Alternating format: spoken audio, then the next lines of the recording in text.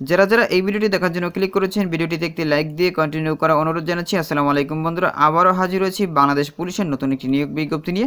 বন্ধুরা দেখতেই পাচ্ছেন খুলনা মেট্রোপলিটন পুলিশের অধীনে নতুন একটি নিয়োগ বিজ্ঞপ্তি প্রকাশ করা হয়েছে। এখানে আপনারা অষ্টম শ্রেণী পাশ করলেই আবেদন করতে পারবেন। তো বন্ধুরা এখানে কি পদ রয়েছে, কতগুলো পদ রয়েছে, কিভাবে আপনারা আবেদন করবেন, কত তারিখ থেকে কত তারিখ পর্যন্ত আবেদন করতে পারবেন, আজকের এই ভিডিওটির মাধ্যমে সম্পূর্ণ ধারণা দেওয়ার চেষ্টা করবে। যেন ধৈর্য সহকারে পুরো ভিডিওটি দেখতে হবে। বন্ধুরা মূল ভিডিওটি শুরু করার আগে বরাবর মতো ছোট্ট একটি রিকোয়েস্ট থাকবে, আপনি যদি আমাদের এই পরিবারের নতুন দর্শক হয়ে থাকেন, এরকম নতুন নতুন সার্কুলার রিলেটেড ভিডিও এবং এক্সাম রিলেটেড আপডেট পেতে আমাদের এই চ্যানেলটি সাবস্ক্রাইব করে পাশে থাকা বেল আইকনটি অন করে রাখুন পরবর্তী ভিডিও নোটিফিকেশন পেতে। আর যারা সাবস্ক্রাইব করেছেন তাদেরকে অসংখ্য ধন্যবাদ। বন্ধুরা দেখতে পাচ্ছেন গণপ্রজাতন্ত্রী বাংলাদেশ সরকার Bangladesh police Khulna metropolitan police headquarters Khulna, এখানে তাদের অফিসিয়াল ওয়েবসাইটের লিঙ্ক দেওয়া রয়েছে, আপনারা চাইলে ভিজিট করে দেখতে পারেন। আর এই সার্কুলারটি প্রকাশ করা হয়েছে দৈনিক ইত্তেফাক পত্রিকায় 21 মে 2024 তারিখ। তো এখানে দেখতে পাচ্ছেন আউটসোর্সিং পদ্ধতিতে জনবল সরবরাহ দরপত্র বিজ্ঞপ্তি। তো নিচে দিকে দেখতেই পাচ্ছেন একদম পদগুলো নাম উল্লেখ করা রয়েছে। প্রথমেই দেখতে পাচ্ছেন আয়া নেওয়া হবে 3 জন। এখানে দেখতে পাচ্ছেন বয়সীমা দেওয়া রয়েছে 18 বছর হতে 30 বছর ব্যক্তি এখানে আবেদন করতে পারবেন। তবে যারা বীর মুক্তিযোদ্ধার সন্তান এবং পোষ্য এবং এতিমখানা নিবাসী ও শারীরিক প্রতিবন্ধী প্রার্থীদের ক্ষেত্রে দেখতে পাচ্ছেন সর্বোচ্চ 32 বছর পর্যন্ত করা হয়েছে। আর এখানে দেখতে পাচ্ছেন শিক্ষাগত যোগ্যতা দেওয়া করা হবে এই পদটির জন্য। অষ্টম শ্রেণী পাশ করলেই কিন্তু আপনারা এই আয়া পদটিতে আবেদন করতে পারবেন। কুক বা বাবুর্চি নেওয়া হবে দেখতেই পাচ্ছেন 12 জন। এখানে দেখতে পাচ্ছেন অষ্টম শ্রেণী পাশ করলে কিন্তু আপনারা এখানে আবেদন করতে পারবেন। এবার দেখতে পাচ্ছেন সিকিউরিটি গার্ড বা দারোয়ান নেওয়া হবে 4 জন। অষ্টম শ্রেণী পাশ করলেই আপনারা এখানে আবেদন করতে পারবেন। মালি নেওয়া হবে 1 জন। এখানে দেখতে পাচ্ছেন অষ্টম বা সমমানে পাশ করলেই কিন্তু আপনারা এখানে আবেদন করতে পারবেন। এরপরে দেখতে পাচ্ছেন পরিচ্ছন্নতা কর্মী নেওয়া হবে 19 জন। এখানে দেখতে পাচ্ছেন অষ্টম শ্রেণী পাশ করলেই কিন্তু আপনারা এখানে আবেদন করতে পারবেন। তো এখানে দেখতে পাচ্ছেন আগ্রহী প্রতিষ্ঠানকে শিডিউল এর নির্ধারিত ছকে দর প্রস্তাব দাখিল করতে হবে।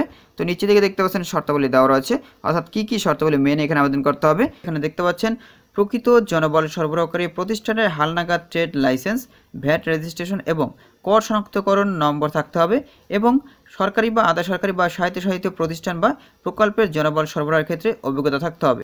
বন্ধুরা যে সকল প্রতিষ্ঠান চাকরি দেওয়ার জন্য লোক সরবরাহ করে ওই সকল প্রতিষ্ঠানরা এখানে আবেদন করতে পারবেন এবং তাদের দেখতেই পাচ্ছেন ট্রেড লাইসেন্স থাকতে হবে, ভ্যাট রেজিস্ট্রেশন এবং কর শনাক্তকরণ নম্বর থাকতে হবে। তা না হলে কিন্তু এখানে তারা আবেদন করতে পারবে না। এখানে দেখতে পাচ্ছেন সরবরাহকৃত জনবলের জনপ্রতি মাসিক সেবা মূল্য সরকার কর্তৃক নির্ধারিত হারে ঠিকাদার কর্তৃপক্ষ পরিশোধ করতে হবে, যা পরবর্তীতে দপ্তর হতে বহন করা হবে।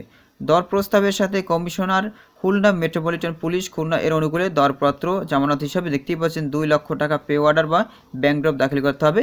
নির্বাচিত প্রতিষ্ঠানের সাথে চুক্তি স্বাক্ষরের পূর্বে সরবরাহকৃত জনবলের জনপ্রতি 1 বৎসরের সেবা মূল্য 10% হারে সর্বনিম্ন দেখতেই পাচ্ছেন 7,82,200 টাকার ব্যাংক ড্রপ বা পে অর্ডার নিরাপত্তার জামানত হিসাবে উল্লিখিত দরপত্র অনুকূলে জমা দিতে হবে। চুক্তির মেয়াদ শেষে উক্ত জামানতের অর্থ সেবা মানের ভিত্তিতে ফেরত প্রদান করা হবে।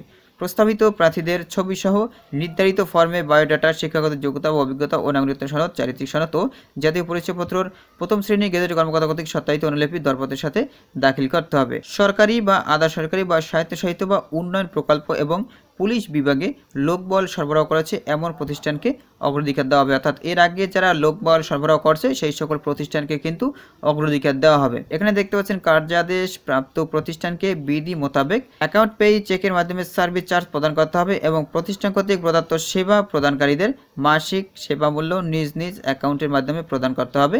এছাড়াও প্রতিষ্ঠানের মাসিক বিল হতে বিধি মোতাবেক সরকার নির্ধারিত ভ্যাট ট্যাক্স ও অন্যান্য কর বা চার্জ প্রযোজ্যের ক্ষেত্রে কর্তন করা হবে। মূল্যায়নের পর যে প্রতিষ্ঠান প্রস্তাব গ্রহণযোগ্য বলে বিবেচিত হবে কেবলমাত্র সেই প্রতিষ্ঠানের প্রার্থীদের যোগ্যতা ও অভিজ্ঞতা যাচাইয়ের জন্য পরীক্ষা ডাকা হবে।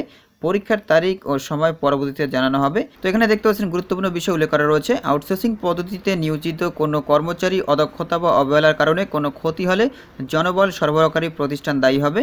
এখানে দেখতে পাচ্ছেন নিয়োজিত কর্মচারীগণ কর্তব্য পালনে জনবল সরবরাহকারী প্রতিষ্ঠান কর্তৃক প্রদত্ত পরিচয় বহন করবে।